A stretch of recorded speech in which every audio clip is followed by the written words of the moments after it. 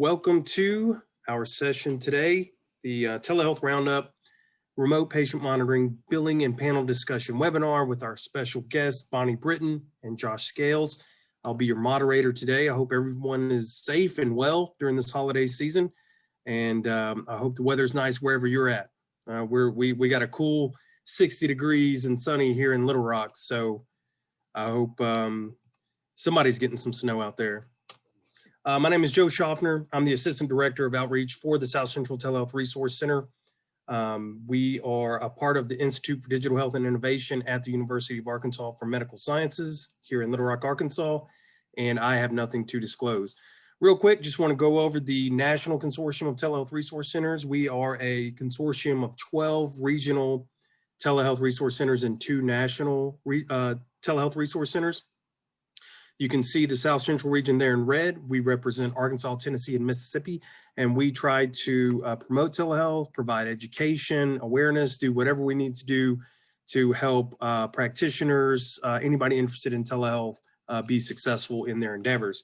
I do want to point out the 2 national telehealth resource centers. The Center for Connected Health Policy, the orange logo down there left of your screen, is our go-to place for all things legislation, policy related.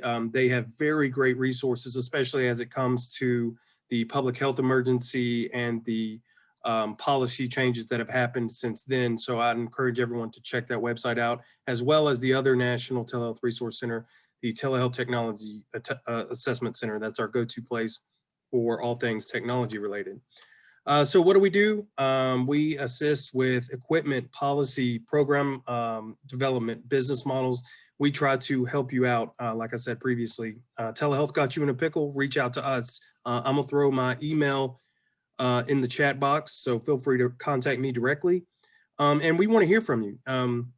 Let us know how we can help, or if we've helped you in the past, we wanna hear about it. We wanna hear where you're at on your road to telehealth. So please reach out to us and let us know where you're at and how we can assist. I want to encourage everyone to visit our website. Again, I'll throw the link up in the website on the chat box. And I'm also going to throw up a link to Bonnie's previous webinar, which was a remote patient monitoring overview, which we did last month, which I think is very relevant to today's webinar. And I'm also going to put up a link we have billing documents that are living documents that are hosted on our website that we update periodically with relevant billing codes and reimbursement guidelines. So I'm going to put a link up to the chat box to those as well. So there is our generic information, as well as my direct contact information. Again, reach out, feel free to contact me directly anytime, day or night. I may not get back with you in the middle of the night, but I will get back with you. So that being said, it is my pleasure to introduce today's panelists. Bonnie Britton, who is the co-founder and executive director for Reconnect for Health. She is recognized as a telehealth pioneer and expert, as she has dedicated the past 22 years of her career as a nurse, advancing the adoption and implementation of remote patient monitoring and telehealth, both nationally and internationally. Bonnie was the 13th inductee into the American Telemedicine Association College of Fellows, is a previous ATA board member, and chaired multiple ATA committees. She currently serves on the board advisor as a board advisor and consultant for the Mid-Atlantic Telehealth Resource Center. So we have that connection there, Bonnie. Josh Scales, who is the executive director for Unity Health. Josh is an experienced healthcare information technology executive with a passion for healthcare, people, and new innovative technology. He helps business leaders find solutions to complex issues by utilizing technology. He has a wealth of experience in telehealth strategy and implementation, regulatory compliance, population health management, and overall healthcare operations. He recently launched Unity Health, a company focused on helping providers and organizations with developing digital and virtual health strategies, which Josh has helped us out tremendously. Thank you, sir. No problem. And he has served in multiple leadership roles, most recently the HIT manager and director of telehealth. He has worked on a variety of projects with a wide range of organizations, including hospitals, physicians, practices, FQHCs, and startups. Ladies and gentlemen, I'd like to turn it over to Ms. Bonnie Britton.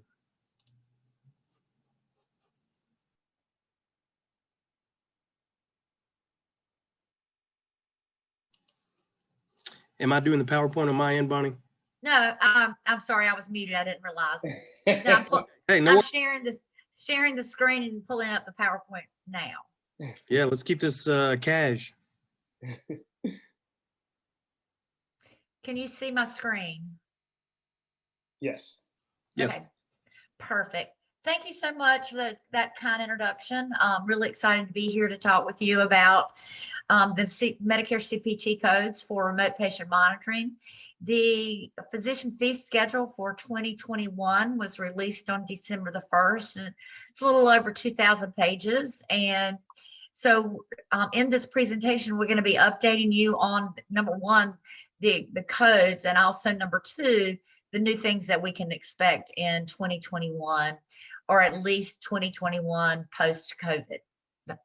So for RPM Medicare services, really what happens there is we're remote patient monitoring. Patients are collecting their data. That data is being electronically or digitally transmitted for review. And then once the data is received and you've been caring for that patient, then you develop and manage a treatment plan related to their chronic or health condition. Pre-COVID, it was a requirement that the patients had to have chronic conditions in order to be able to bill these services. During COVID, they added acute health conditions as well. And in the 2021 rule, it will be remote patient monitoring will be allowed to bill for chronic as well as acute healthcare conditions. So that's a positive change from last year. There are 4 codes. 2 of the codes are practice expense codes, 99453 and 99454. And we're going to spend time on each one of these codes. But these 2 codes are valued to include the clinical staff time of the provider's practice, as well as any supplies and equipment, including the medical device for the RPM. So this really, it can be provided under general supervision, which we'll talk about more in a few minutes. So there's the 2 practice code, expense codes, and then 2 treatment and management codes. And those codes are 99457 and 99458. So what is remote physiologic monitoring as CMS has defined it? One of the things that there was a lot of question about during 2020 is the interpretation from CMS on what is a medical device. That has finally been clarified, that devices must be a medical device as defined by the FDA. So there was a lot of confusion thinking that the device had to have FDA clearance. That is not the case. It must be a medical device as defined by the FDA. So as long as it meets that definition, the medical device is good to go. The medical device has to digitally upload patient data. There was a lot of conversation during this year of the ability of patients to be able to self-report like symptoms. You have chest pain, you have shortness of breath, sending IVR calls to collect that type data.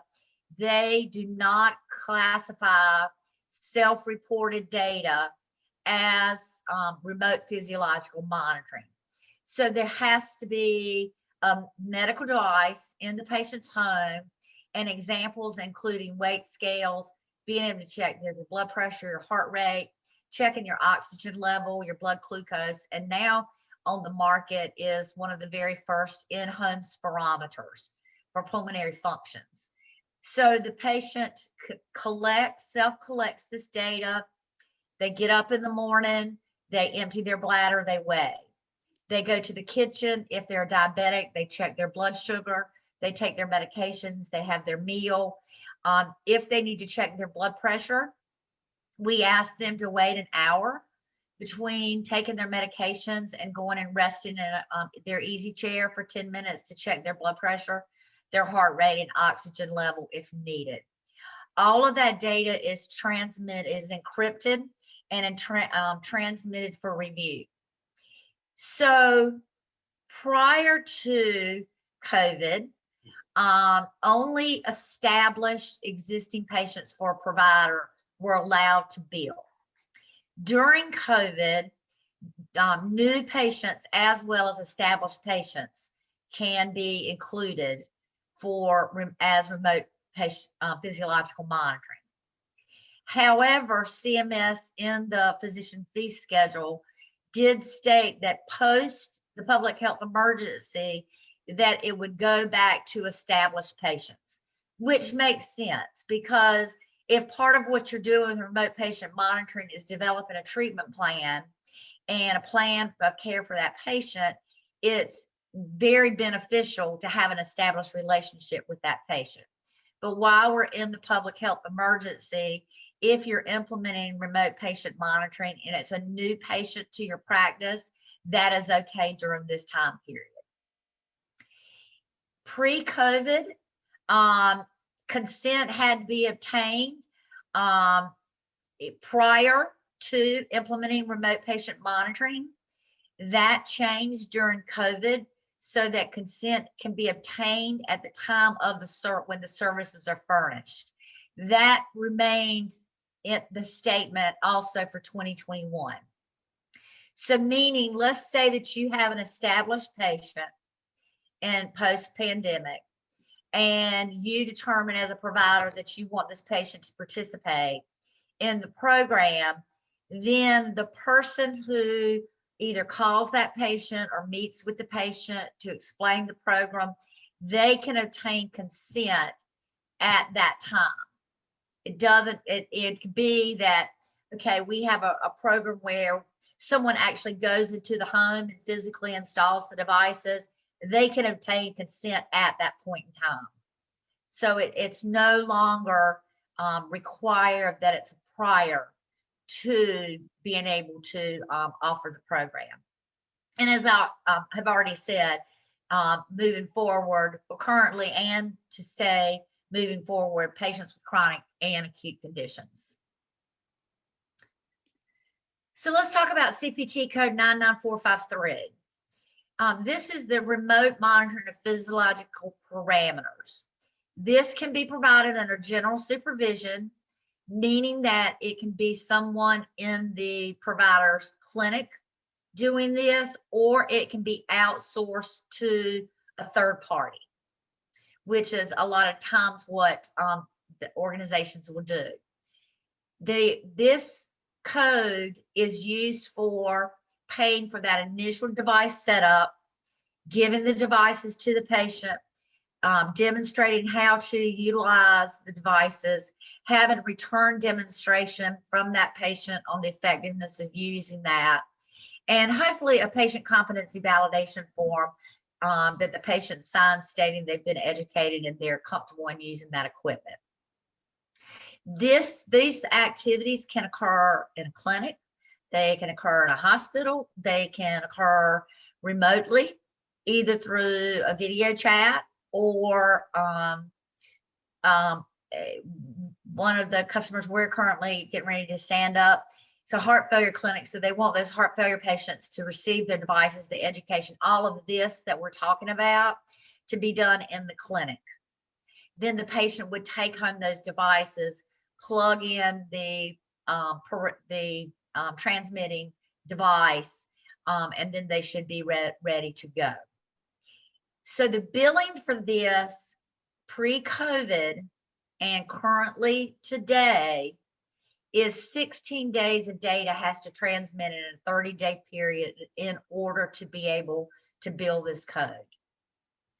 So the only caveat to that is if you have a patient that is either confirmed with COVID or has suspicion of COVID, once that patient transmits data 2 days in a 30-day period, you can drop the bill for 99453.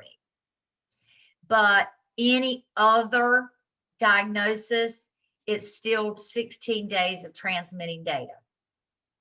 Now, there was a tremendous amount of feedback to CMS on where did they come up with 16 days, and not all conditions need 16 days, and some were recommending 8 days, some recommending other things.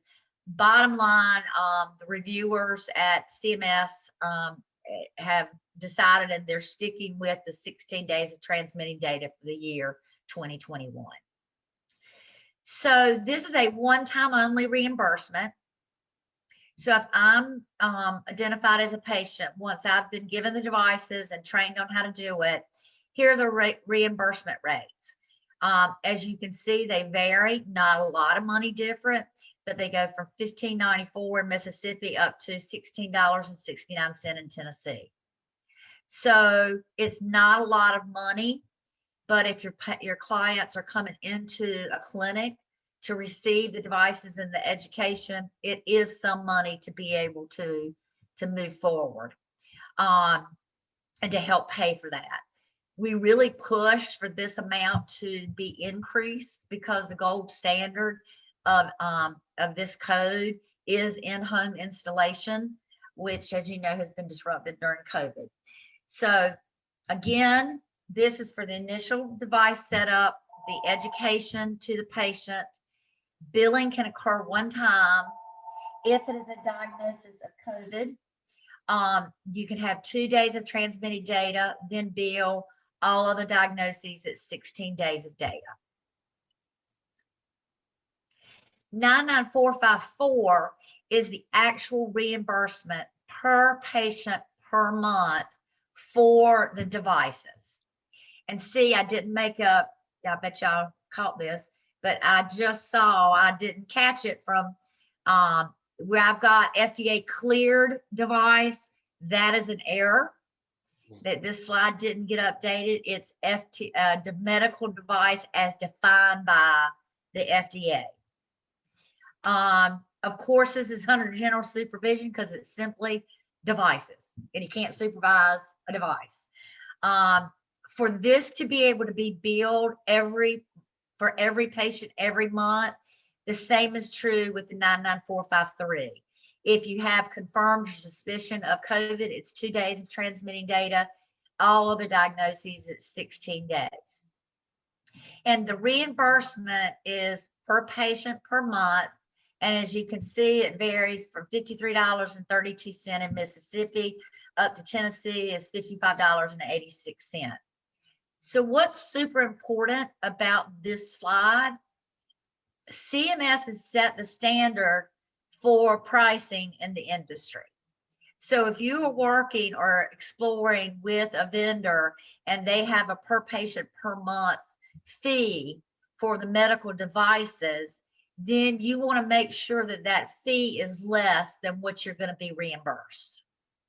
So you can, number one, implement your program without a lot of capital up front. And number two, at least make a small amount of profit. Okay. Now, 99457. There are two treatment and management codes, 99457 and 99458. The two codes are identical in definition. This is where there's the collection and the analysis and interpretation of that data. This can be provided under general supervision. That was changed in 2020, meaning that the nurse or whoever's providing those monitoring services can be located anywhere. So if it's a health system and they've got nurses, located in the heart failure doing it, that's fine. It can be a third party that's outsourced to be able to do that. So it's the analysis, interpretation of the data, developing a treatment plan for that patient, and verbal interaction with the patient. I'm very super pleased to announce that our voices were heard, because in the proposed ruling for 2021, they were only going to count interactive time with the patient toward the 20 minutes. And that would have been really bad for the industry, because you still have to monitor the data. You have to analyze it. You need to go back and look and see what meds patients are on. Then you get on a phone call and talk to them, etc. they did clarify that. So it's the combination of the collection, interpretation of data, developing that treatment plan, and verbal interaction. In 20 minutes in a calendar month is met, then you can be reimbursed per patient per month, anywhere, as you can see, from $46.74 in Mississippi up to $47.86 in Tennessee. What's super important about this slide is, number one, when looking at device vendors, they need to have an electronic timer that can capture these minutes, because it's near impossible to manually count and track that. Secondly, on the other slide, I forgot to say, the vendor's going to need to have a way as well so you can see how many days of data has transmitted. So that on a given day, if you go into your dashboard and you see that you've got 3 people who have transmitted data 15 days, and they don't transmit that day, that's your flag and clue to call that patient, encourage them to do their readings. The other important point on this is that this reimbursement amount per patient per month needs to be able to either cover the outsourcing costs of doing the monitoring or to pay for the staff who are providing the monitoring services. And then the last code, 99458, is the exact same as what I just described, but it's for each additional 20 minutes. So if I reach 20 minutes, can drop a bill for these codes. If you reach 40 minutes, then you can drop this code. What was not clarified this current year, 2020 or 2021, is how many times can you bill those additional 20 minutes. Some have said you can bill up to 60 minutes in a month, but the physician fee schedule for 2021, it says each additional 20 minutes. So I don't know the answer. I would say if you get, 60, 80 minutes, I would drop a bill and see what happens. So that is, I know I went through that really quickly, but I know we'll have time at the end to answer any questions. And here's my contact information as well. If I can be of assistance to you in any way, please don't hesitate to reach out. All right, thank you, Bonnie. Before we do have some questions here in the chat box. Josh, did you have anything to add before we dig in here? No, but we have some pretty interesting questions in the chat box though. Yeah, let's see here. So we got, okay. Bonnie, earlier you mentioned spirometer. Do you mind sharing what brand you were referring to? Sure, it's Vital Flow, VITALFLO, and it's just come on the market. It's been going through research at large academic medical centers, and it's now hitting the market. So it actually tracks symptoms of patients, but it also is an in-home spirometry that gives you the full pulmonary function test capability. Okay. And just for a point of clarification, when you were talking about the 16 days previously, was that 16 days of transmitting data or within 16 days of treatment? 16 days of transmitted data in a 30-day period. Okay. So somebody could do 7 days worth of data and then go 7 days and not do data. As long as they reach 16 transmitted data days, not data times or each device, it's per day. So 16 days of transmitted data. Okay. Another point of clarification In order to bill 99453, our organization must provide an FDA medical device to the patient. That's a question. If we have the patient purchase or use their own, can we bill the other three codes and just not bill the 99453?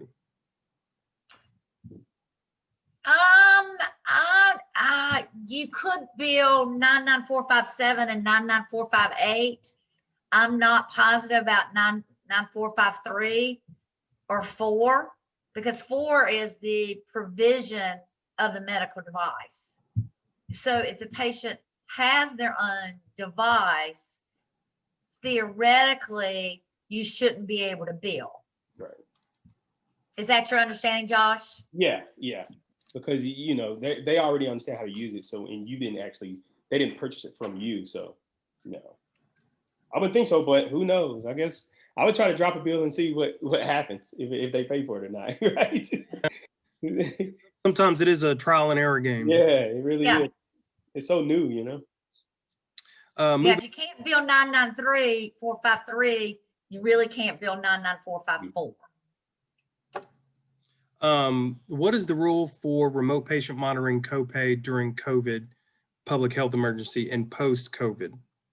And Copays are waived right now. I was attending the CTEL summit last week, and there's a lot of conversation about this, interestingly, because some were saying the copay is for the 2 practice codes, others saying the copay is for the treatment codes, and other people are saying it's a copay on everything.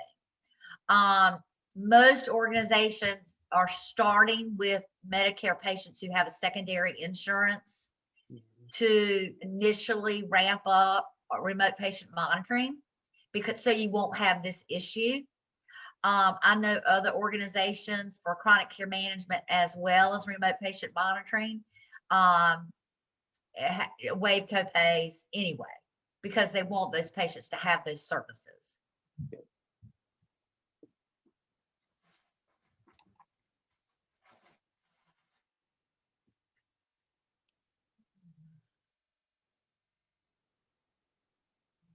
Joe, you muted, Joe. I was that was a test. I was going to see if you read my moving along here.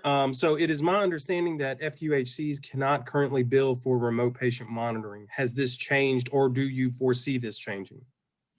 We pushed really hard for it to get changed. It did not get changed. Yeah. Go ahead, Josh. Yeah. And that frustrates me because FQHCs are the staple, and they provide care for the patients who need the care the most, and pretty much the more complex patients. So you would think something of that nature would fit perfect, and they would be more than happy to pay for it. But nope, not quite. I guess I don't know why. But. Well, as a matter of fact, I've got a sheet of paper down here. I'm going to try to find. See, my head's going to disappear for a second. But with an absolute response to that, I can't remember it off the top of my head.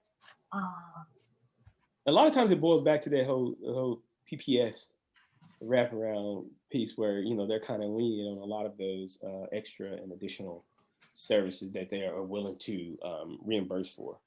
But man, in my eyes, remote patient monitoring is FQHCs are the perfect place for it. I agree with you completely. And y'all just don't see this changing anytime soon? Pretty hard line on it. Yeah, not 2021. I mean, if we keep continuing to, you know, support and advocate for it, and through HRSA and all the other organizations, I think, you know, it makes sense.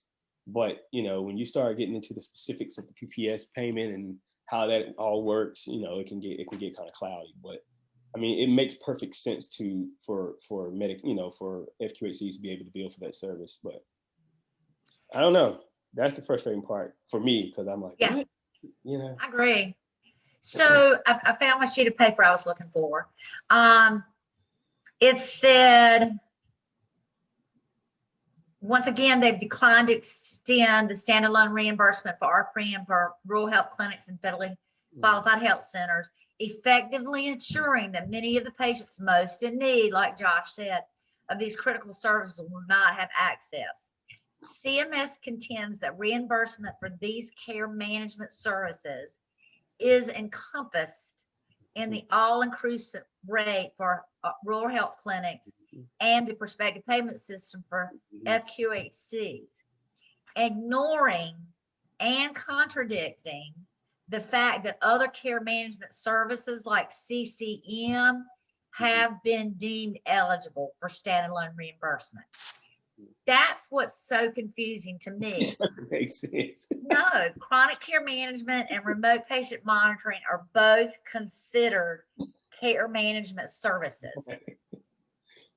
So, all I know is that collectively, everyone needs to keep pushing CMS on this point.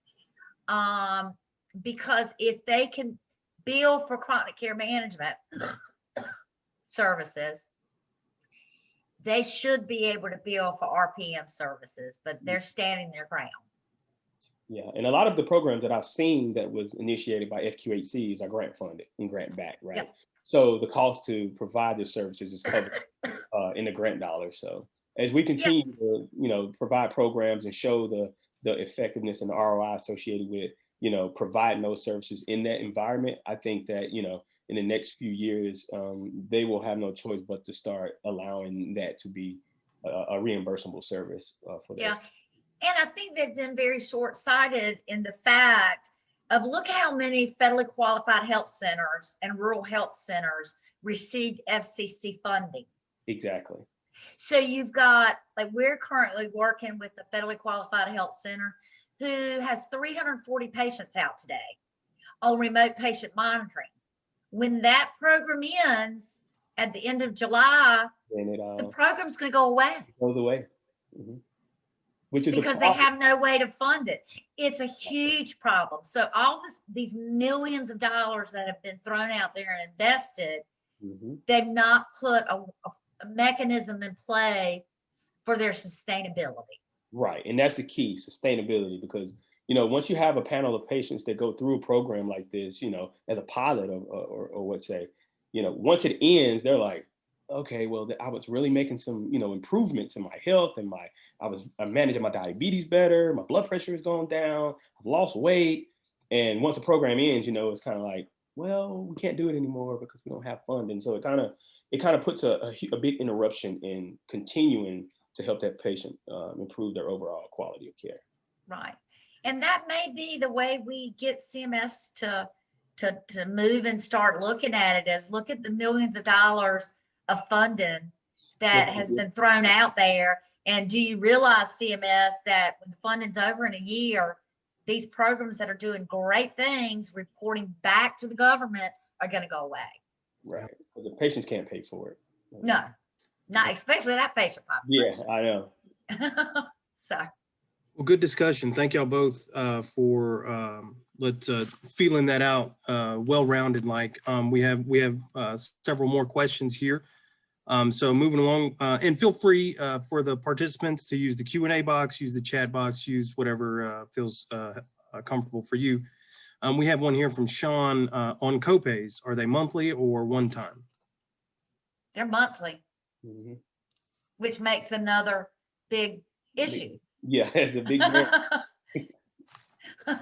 And they're monthly with chronic care management services as well. And that's why a lot of these, especially health systems, are not even trying to collect these copays because they know the patients don't have the money. And what is the typical copay cost? It's 20% of whatever your reimbursement rate is that was listed in the PowerPoint. Okay. So it's not a lot of money, but even for patients, if it adds up to be, I don't know, $30, that's $30 every month times a year. Yeah. So it adds up. Yeah. So does interactive communication include text messages between the nurse and the patient? Not as a sole way to communicate. Interactive is interactive. There's a dialogue going on. Now, having said that, there are some folks, some patients who, if there's an issue, we text them to let them know we need to have a call.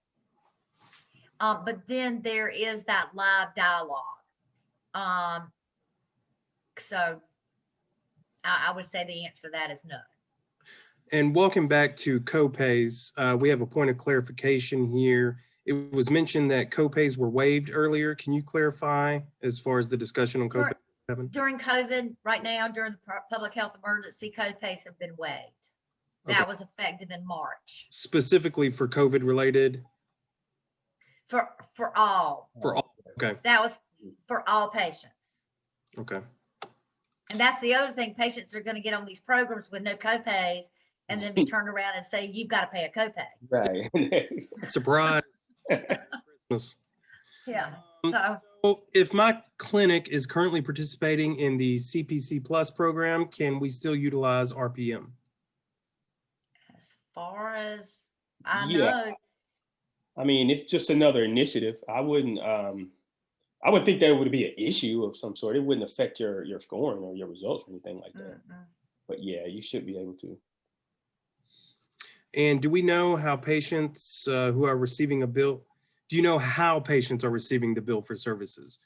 For each individual CPT code that is billed, it has been very challenging to know what to tell patients in terms of their out-of-pocket costs. I don't know how practices are collecting that. Josh, do you have any experience with that? From what I've seen, it's just that, just like any other copay they would collect as the patient comes in for their, their monthly or their visit, their follow-up visit. I haven't seen anyone, and most of the ones I've seen and worked on a consultant on, there've been no copays associated with it. Like you kind of alluded to earlier, most of the organizations who go, they decide to implement something of, RPM program focused in a specific area. They know that the copays are something that's going to be waived from the beginning, because it's always a touchy topic. Because what you have is patients say, I don't want to do it then. Right. And then you have a small panel, and if you only have 3 patients doing it, then when it comes to what it costs and all the effort and staff, it kind of doesn't make sense. So in order to keep those people active and involved and engaged, they decide to waive those copays at the beginning of the program. But again, I haven't seen it where patients were receiving a copay via mail or anything of that nature. But for the ones that I have, it was always that the patient came in for a follow-up visit. Right. Because the monitoring is going to care outside of the 4 walls of the facility. But as those patients come in for that next visit, or either 1 month, 2 month, 3 month, whatever the course may be, then they would pay just like they would for any other service. Okay. Point of clarification on transmission. Does digitally transmitted mean that the device must be Bluetooth, or can the patient take their biometrics and enter those values into a mobile app that gets digitally transmitted to the care team? Cannot self-enter data. It's not counted. Automatically. It can either be Bluetooth peripherals that transmit the data to a hub or tablet that transmits the data, or it's a cellular transmission. Yeah. But self-entering in any form is not considered for billing. Right. Good to know. In a normal year, not COVID, is waiving copays considered normal? If so, does the provider get dinged for doing so? I have not known of a provider to get dinged, but that doesn't mean that I would know about all providers across the country. But my experience has been the large majority waive those copays. Josh? Same here, but depending on the provider and the payer contracts, and when you get into all that, then that's a different space. But again, what I've seen from a trend is they waive the copays, because most of the time it's a pilot. Just to see how it works, just to determine the ROI and the effectiveness of it first. But after the pilot, that's when they go into implementing, operationalizing the actual program, just to determine how effective it's going to be, because you got to test the waters first. You got to. Yeah, and hopefully in the next few months we'll be having more information on this. There is a company down in Texas that is actively enrolling patients into RPM, and they're the ones doing the billing for the providers. And Mhm. so as they collect more data, I think we'll have a better sense to know specifically regarding how many times are they getting paid, or they get reimbursed at the rate that's posted on the physician fee schedule. You know, how many are being denied, and collectively as a country, we don't have that information because people are doing it here and there and everywhere. And there just really hadn't been, in 2020 would have been the year typically to get a better feel for that. But with COVID, you know, everybody's doing their own thing just to get through day by day. Yeah. Point of clarification, the payment amounts on the slides that were listed with the CPT codes, is that Medicare rates or Medicaid amounts? I've entered these codes into the Mississippi Medicaid Interactive Fee Schedule response site, and the site lists all these CPT codes as not covered by Mississippi Medicaid. Do you know? They're Medicare. Okay. So they're not. The codes will be used by every state for Medicaid, but not every state Medicaid reimburses for RPM. Exactly. So that'll be And it varies state to state. Like, I'll give you an example. In New York State, the Medicaid coverage for providing that initial setup is $110 versus a national average of 21. So it varies. Medicaid is all over the chart. But if you found that for Mississippi, that means Mississippi is not reimbursing for RPM, or that would be my thought. Okay. What about home healthcare agencies? Is there any talk of allowing them to bill for these services? No. I thought it was going to, I was hoping that they allowed it, because if you think about home health, that's another area that, you know, it could be very beneficial for those patients. But, you know, when I looked at the final rule, I was like, well, guess not. Yeah, see, what happened is, this takes us way back. So in the year 2000, there was legislation that was passed allowing home health agencies to utilize remote patient monitoring as part of their services, as long as it did not, I can't remember the exact verbiage, but basically it didn't change the frequency of visits as ordered by a provider. Now in 2020, they did it took 20 years, but they did go to the point this year to say, home health agencies, you can include the cost on your annual cost report. For some home health agencies, that's a great thing because they're not at their max. For others, they're already at their max, so it means nothing to them financially. So yeah, that's a big unfortunate no. And Josh, if you want to look in the chat box, somebody is wanting to connect with you offline. There's an email address there. Yeah, I saw it. I got it now. I'll shoot you an email. Okay, I'm gonna let you handle that. And then we have back to copays. Is the monthly copay the same despite the time spent each month? Example, 1 month 99457 drop, the next month 99458 drop. Well, number one, you can drop 99457 month one, but month two, you're not going to be dropping 99458. The first one you would drop in that month is 99457. So you always, 99457 is for the first 20 minutes in a month.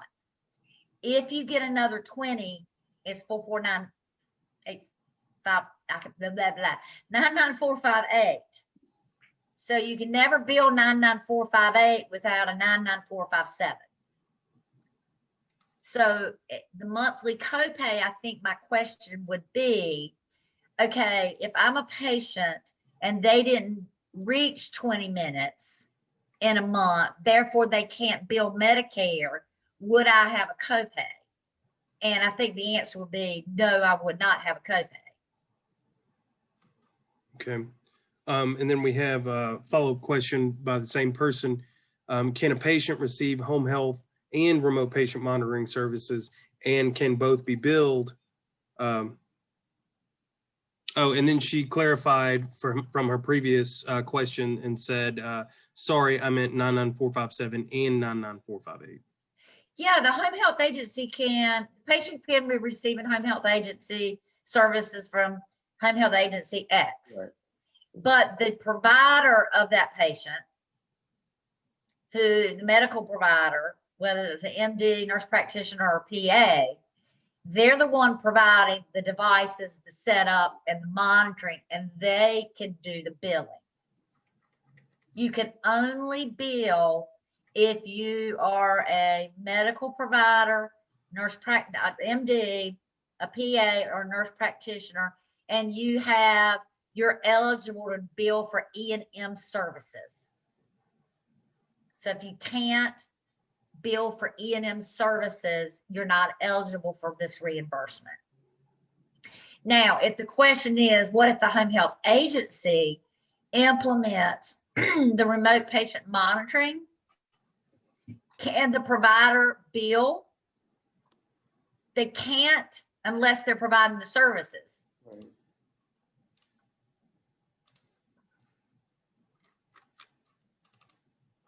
Okay. I'm not seeing any new questions here. I'm going to do a little bit of closing remarks here to see if we get any more inquiries. Bonnie, Josh, thank you so much. Very well knowledgeable, very well versed in your fields, and we appreciate your time here today. I'm going to go ahead and toss my info back up there, just so if you want to reach out, email us, email me, call me. Oh, we got another question here. Can you bill 99454 if the data is collected by way of the patient's smartphone and a proprietary app? As long as it is digitally transmitting the data that is not self-entered. Right. So let's say you've got a smartphone and you've got an app, and you go in there and you self-report pain or chest pain, shortness of breath, those type things. The answer is no, because it's self-reporting. Okay, and we have a question about the slides. Email me directly if you would like a copy of the slides. Bonnie, are those shareable? They are, and I need to correct a couple of things I saw on it, and I'll do that right now and get it back to you. Okay, so attendees, if you would like a copy of the slides, please feel free to email me directly. And yes, the video will be up on our website, learntelehealth.org, in the next couple of days. Real quick, if you missed search this year, we have some highlight videos as well as some blog overviews of how the days went down. If you want to check those out, I just put those up in the chat box. So I want to encourage everyone to check those out. I'm not seeing any more questions. I guess that means job well done, Josh and Bonnie. Thank you so much. We appreciate your time. We appreciate your talents. I hope everyone has a safe and wonderful holiday. Take care out there. Be well. And stay safe. thank you so much.